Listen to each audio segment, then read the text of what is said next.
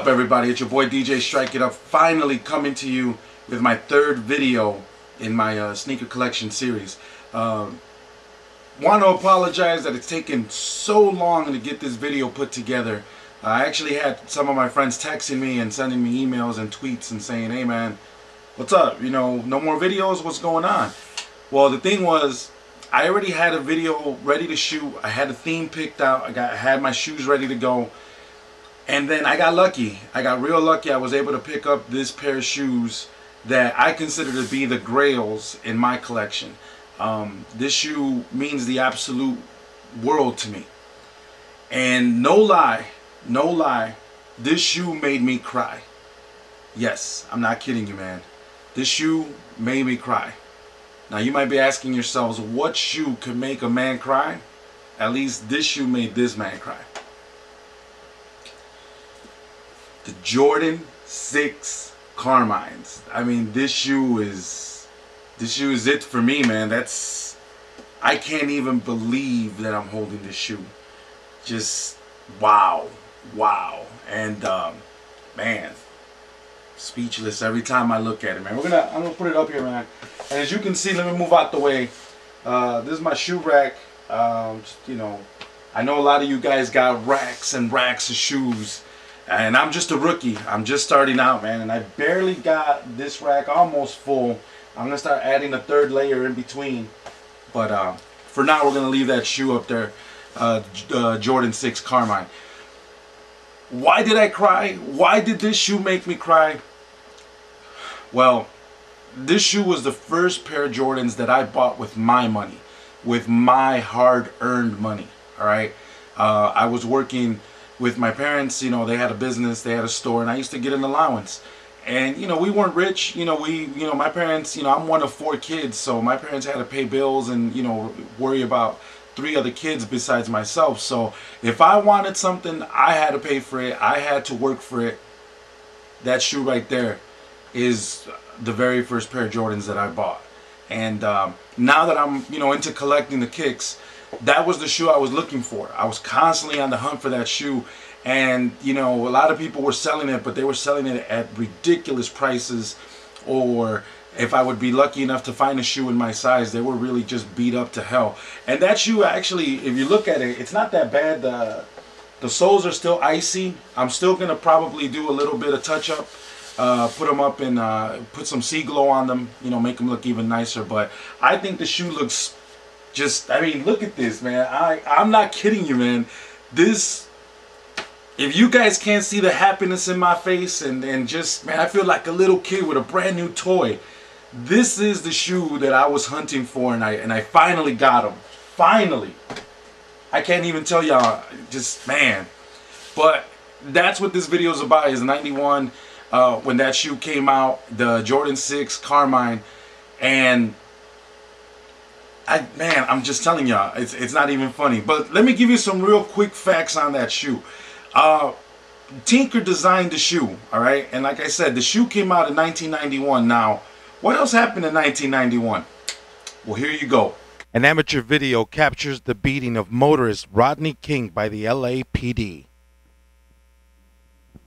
Boxer Mike Tyson is arrested and charged with the rape of Miss Black America contestant Desiree Washington. When I was falsely accused of raping that wretched swine of a woman, Desiree Washington, it was the most horrible time of my life. The Super Nintendo Entertainment System is released in the United States. The first Sonic the Hedgehog game is published by Sega. Now, all that cool stuff happened in 1991, but you know what's even cooler that happened in 91? The Chicago Bulls finally were breaking through everything. The Bulls had been making noise for a couple of seasons before 91, but we always got stuck playing the Pistons. For the past 2 years, you know, the Pistons just had our number. Well, in 1991, the Bulls finally defeated the Detroit Pistons, and if everybody remembers, when the Bulls were finally going to just get them out of the playoffs, the Pistons decided to leave the basketball court with, you know, there was still time on the clock, and Isaiah Thomas, his little punk ass, just decided to walk off the court. No handshake, no nothing. But to us Chicago fans, that was just vindication. We finally made it through.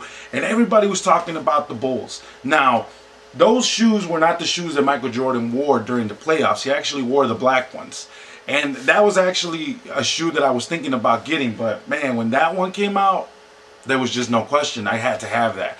All right. Now, a couple other innovations with this shoe that came out. And here's some more quick facts on the shoe. Yes, Tinker did design the shoe. And according to what I read, was that Jordan specifically demanded a molded heel tab. And that was just because he didn't want the back of the shoe to hit his Achilles tendon all the time. All right. And of course, no other shoe, you can never see nothing else in a shoe like this where you got the tongue with the two holes. All right. The toe box was reinforced according to the way Tinker designed it. But the one biggest change that a lot of people don't know is back here. Now, on the OG pairs, it said Nike Air. And the pair that I bought back in 1991, I was a freshman in high school. I still remember it. It said Nike Air on the back. But after this shoe, no other Jordan would ever have Nike Air on the back anymore. It would have the Jumpman logo. So this shoe was actually the last shoe that would have the Nike Air logo. 1991, and that was it. No more. So very important piece of history right here. The final shoe that had that logo in the back. Now, as I had said, Jordan didn't wear that shoe in the playoffs. He actually wore the black one. And I found a real cool picture, and it's iconic, when Jordan was guarding Magic Johnson, where he's wearing that black shoe. So check out this picture real quick.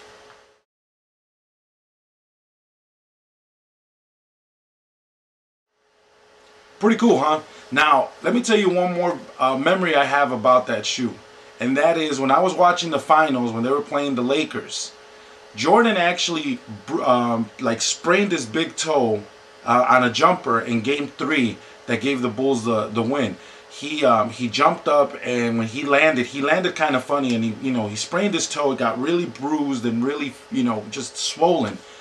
Well, in Game 4, they actually cut down the middle where his toe would be. They actually cut the shoe so that it would give him a little bit of relief, so that if you ever had anything swollen on your foot and you're trying to put your foot in the shoe, it hurts. It's a compressed environment where you're putting your toe in. And Jordan actually tried playing the game with the big old cut down the shoe, and he just didn't feel right. His feet were wiggling everywhere, and in between the timeout, he actually flipped the shoes off, put on another pair of shoes. Now, believe it or not, I was just jumping through YouTube, and I actually found a video that shows that big old cut. And again, that's just something that I remember. But let me share this with you guys, all right? Check this out. All right, thanks, Bob. The big story here is Michael Jordan and the condition of that right big toe. Now, on Friday night, he took this game into overtime with this shot, but he injured his right toe by jamming it, and he also sent himself to the bench in a lot of pain. He was able to finish the game on Friday, but Saturday he did not practice. He did not get on the foot. He had therapy, kept his foot in ice and electrical stimulation. Yesterday morning, to this morning, he was able to put on a shoe and said he was in a lot of pain, but it's the kind of injury that you can't do any more damage to it. It's just the matter that how much pain can he play with? He's altered his shoe by cutting the toe out of the shoe to take the pressure off of it. So he'll be trying to go. The last thing he told me was, in a game like this, the last guy you got to worry about is me. So we'll find out. Bob? To the finals, 0 for 8 from the field the other day. Jordan is changing shoes. He's not getting enough support in that shoe with the split toe on it, so he's changing shoes and putting on a normal shoe. They're trying to lace it up in time for him to put it on. He's going to try to go out with the other shoe. Maybe there's not enough time this time, but he certainly has it ready. Now, again, whatever weird reason, that's probably one of the most vivid memories I have of the Bulls in 1991 when they were playing the Lakers for that championship, was that injury on Michael Jordan and that shoe getting cut. But like I said, that wasn't the shoe that Jordan wore in the playoffs when they played the Lakers. The cool thing is I was actually going through some of my basketball cards. Believe it or not, after the Bulls won the title, and then they started doing all this preliminary asking of, okay, who wants to play on Team USA, and once the players accepted, they actually had to take promotional pictures, you know, wearing the USA basketball jersey and everything. Well, Michael Jordan actually wore those carmines in those promotional pictures. Now, we all know that he didn't play in the carmines during Barcelona. He actually played in these. That's right. These are the Jordan 7s, the Olympics. And that's the shoe that he wore when they went to the Olympics. But for promotional purposes, when they were taking pictures, he actually wore the carmines. And I actually have a couple basketball cards. I'll show you guys real quick right now where he was wearing those shoes. Check this out.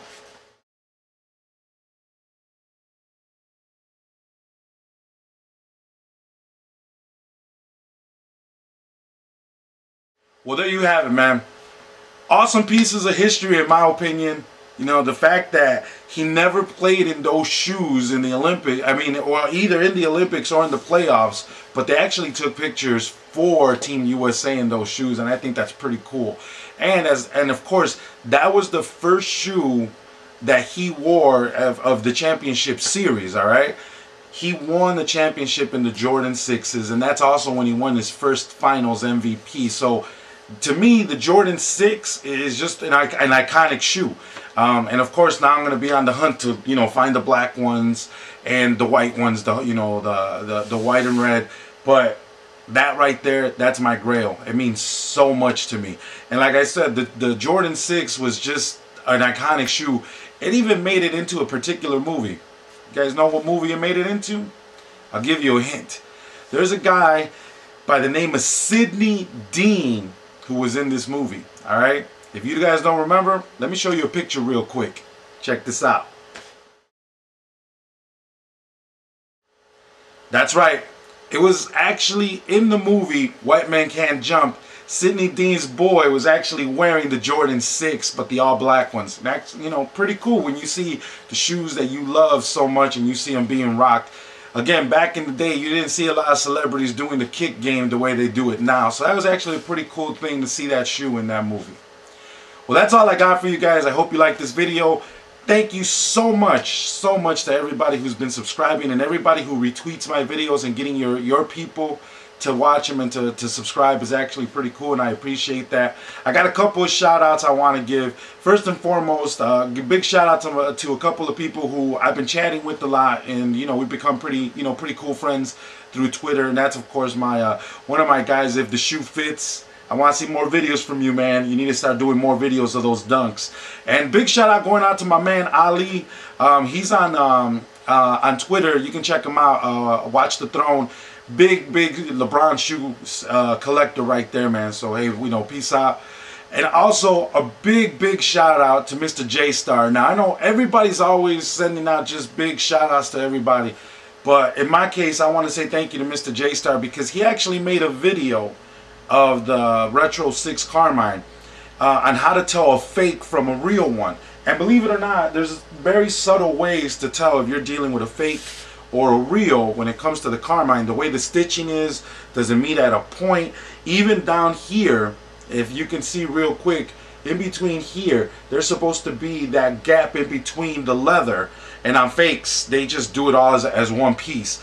Little things that you wouldn't have known unless you know, unless you watch a video, or if you know somebody who's knowledgeable. And of course, when I went shopping for these, I didn't know. Besides, let me just double check the tags and everything else. So I did a quick search, and believe it or not, Mr. J Star did a video on how to tell if these are fake or not. And I watched it, I educated myself, and I think I made a really good purchase because these are definitely legit. So thank you again, Mr. J Star. Thank you for everything you do for the sneaker community, man. You helped a rookie like me make a purchase that means the world. If I didn't own any other shoe with this collection, I would only want this shoe right here. That's all I want. This is the shoe. This is what means the world to me, man. So again, thank you for helping out with that. There you have it, guys. My next video will be coming up soon, and what's it gonna be on? Man, I don't know. It might be on one of these. We'll see. Stay tuned. You know, like I said, check out my website, djstrikeitup.com. You guys want some free music that you can download, my dance mixes that I put together. You can follow me on Twitter. You can follow me on Facebook. And you can also follow me on Instagram. Everything I do on Instagram is about sneakers, so if you're a sneakerhead like me, definitely follow me there. Thanks a lot for checking me out, man. I'll talk to you guys later, man. Peace.